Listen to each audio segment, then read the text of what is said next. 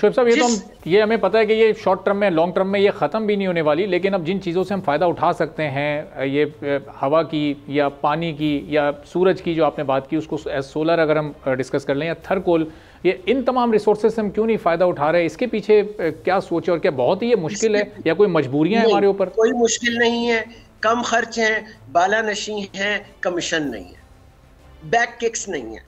वो जो उसके लिए कुछ थोड़े से और वर्ड होते हैं, लेकिन मैं चाह रहा हूँ कि वो मैं चैनल की पे नहीं एहतरामन बोले जा सकते।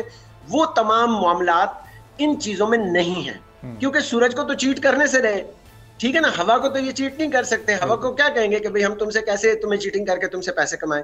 तो जहां पैसे कमाने थे, मैंने तो आपको कहा था प्रोग्राम में, मैंने कहा आप अपनी रिसर्च टीम को टास्क दीजिए, आप निकालें जरा ये सारा डाटा निकालें। कैपेसिटी पेमेंट के जो आप जो है ना 150 अरब जो है वो दे रहे हैं आप महाना, तो ये कहाँ किस किस की जेब में जा रहे हैं, आप जरा चेक करके देखें। अगर तो ये कहीं जा रहे हो ना जनाब के, कोई बंदा स्पेन में बैठा हुआ है या कोई बंदा फ्रांस में या कोई ऑस्ट्रेलिया में बैठा हुआ है और उसने ये घूम फिर के यहीं पर आ रहे हैं ये पैसे, तो वो क्यों चाहेंगे, वो अपनी दुकानदारी क्यों बंद करना चाहेंगे? ये दुकानदारी का मामला है। साहब, ये जो बिल्कुल, और ये सस्ते रिसोर्सेज जो हैं जिनसे सस्ती बिजली बनाई जा सकती है, अगर ये इनको 100% काबिल अमल बना लिया जाए तो इससे फिर टैरिफ में कितनी कमी आ जाएगी, फी यूनिट कॉस्ट कितनी कम हो सकती है?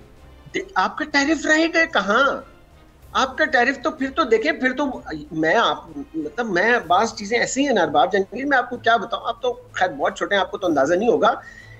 ये हमारे मुल्क में जो गैस है ना CH4 मीथेन, ये जो हम कुदरती गैस इस्तेमाल करते हैं, अगर मेरे देखने वालों में जो हमारे एज ग्रुप जो 50+ के लोग हैं, उन लोगों को अगर आप उनसे पूछिए ना, तो आप बिलीव करें कि हमारे बचपन में जो हमारी अम्मी और ये लोग थे, ये दिया सलाई है ना, वो नहीं जाया करते थे, चूल्हा हल्की आंच पे चलता रहता था।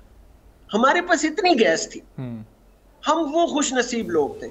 हमने क्या किया जी, वही नॉन प्रोडक्टिव यूज किया, हमने उसको जाया कर दिया।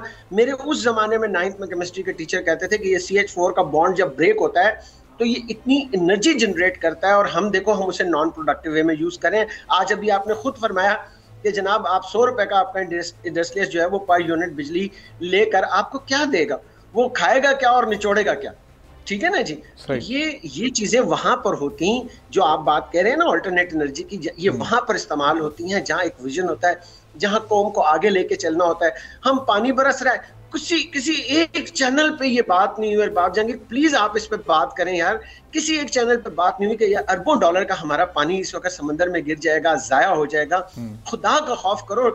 12-13 इदारे हैं, मैं आपको गिनवा देता हूं अगर आप चाहें तो। आपके पास नेशनल रिसर्च काउंसिल है जो वाटर रिसोर्सेज की, उसके बाद फेडरल फ्लड कमीशन है, मिनिस्ट्री ऑफ पावर है जनाब, उसके बाद आपके पास ये क्लाइमेट चेंज की मिनिस्ट्री है, उसके बाद आपके पास वापडा है, इरिगेशन डिपार्टमेंट्स हैं, इतने सारे इदारे हैं, लेकिन क्या उस पानी की जिम्मेदारी लेने के लिए कोई तैयार नहीं। मेरा तो बस नहीं चाहता मेरे साथ कोई खड़ा होने वाला हो। मैं कहता हूँ कि मैं सुप्रीम कोर्ट के आगे जाके एक केस दायर करूं कि खुदा के लिए उन जिम्मेदारों को सामने लाओ आप, जहां और बहुत सारे बड़े अहम मामले पर आपने तवज्जो दिलाई, और हम ये कोशिश करेंगे पूरी कि जिस तरह IPPs का मसला, महंगी बिजली का मसला, महंगी गैस का मसला, बढ़ते हुए टैक्सेस के मसले पर जिस तरह हम मुस्तकिल बुनियादों पर बात कर रहे हैं, और आप लोगों को भी जो रेलेवेंट एक्सपर्ट्स हैं उनको भी ज़हमत दे रहे हैं, तो इस पर हम आने वाले दिनों में भी इंशाल्लाह गुफ्तगू जारी रखेंगे। सब्सक्राइब करें और बेल दबाएं ताकि कोई खबर रह न जाए।